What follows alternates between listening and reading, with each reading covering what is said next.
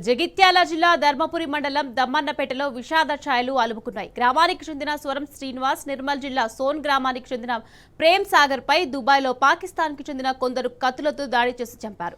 మత విద్వేషంతోనే వారిని చంపినట్లు దుబాయ్లో ఉన్నవారు చెబుతున్నారు. ఓ బేకరీలో జరిగిన ఈ ఘటన గురించి తెలుసుకున్న శ్రీనివాస్ కన్న తల్లి, కుటుంబ సభ్యులు, స్థానికులు విషాదంలో మునిగిపోయారు. మృతుడు శ్రీనివాస్ ఉపాధి నిమిత్తం 20 ఏళ్ల నుంచి భివండి, ముంబైలో పనిచేసేవాడని 3 ఏళ్ల క్రితమే దుబాయ్ వెళ్లినట్లు తెలియజేశారు.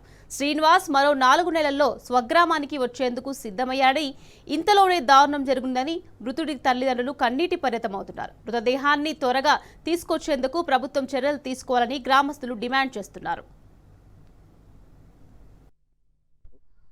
దుబాయ్లో చనిపోయిందని ఇన్ఫర్మేషన్ రావడం జరిగింది. గత ఒక 2 రోజుల నుంచి మేము వాట్సాప్లో చూస్తున్నాము. కానీ నిజామాబాద్ వాసి శ్రీనివాస్ అని చెప్పడం జరుగుతుంది. నిన్న రాత్రి ఏమైందంటే మాకు మా ఊరి వాళ్ళు ఎవరైతే ఉన్నారో వాళ్ళందరూ మాకు వాట్సాప్లో పెట్టడం జరిగింది. ఇది మన సర్గం శ్రీనివాస్ ఇట్లా పాకిస్తాన్ ఆయన ఒక వ్యక్తి చంపేయడం జరిగింది అని చెప్పి. బేకర్లో ఏదో గొడవ జరిగింది అని చెప్పి అంతవరకు తెలుసు. ఏదో గొడవ జరిగింది, చంపేసాడని చెప్పి చెప్పడం జరిగింది. కానీ ఎందుకంటే వాళ్ళే చాలా బీద కుటుంబము. వాళ్ళ అమ్మకు ఒక 8 సంవత్సరాలు ఉంటుంది.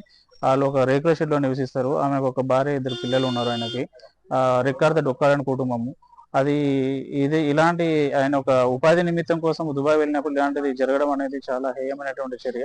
దీనికి కేంద్ర ప్రభుత్వము, రాష్ట్ర ప్రభుత్వాలు కానీ కొంచెము మనం సహాయ సహకారం అందించి ఆ యొక్క శవాన్ని ఇక్కడికి ధర్మపురికి తీసుకురావాల్సిందిగా.